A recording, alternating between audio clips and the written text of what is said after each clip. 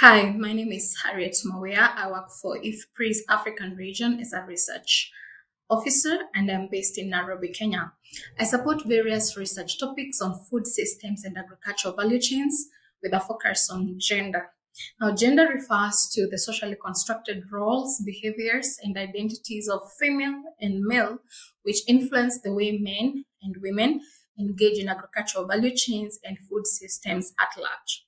Now, recently, the world has experienced various shocks, such as the COVID-19 pandemic and the current Russian-Ukraine war, which have had negative impacts on the livelihoods of men, women, and children, and as well have resulted in disruption of food systems worldwide, with no exception of Sub-Saharan Africa.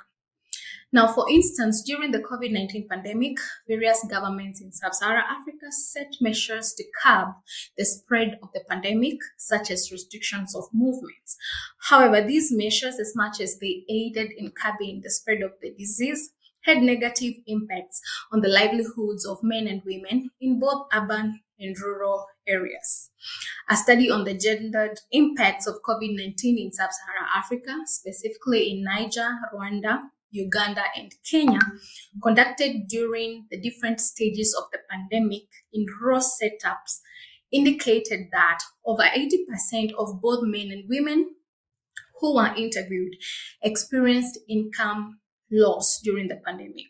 They also had limited access to food, they reduced frequency of eating, and these influenced their diets, foods that were consumed during the pandemic.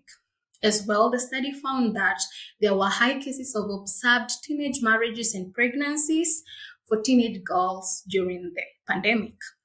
Now, to cope with income loss, both men and women used their savings. They reported that they sold their assets and borrowed from various sources. Now, one major source of borrowing for women was the women's savings groups, unlike the men who did not report being part of any savings group.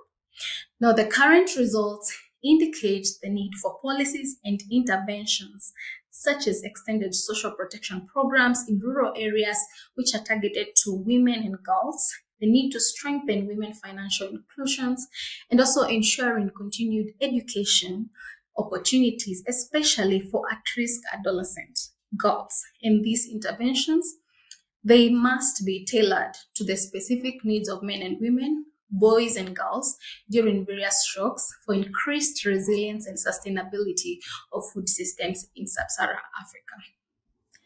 Thank you.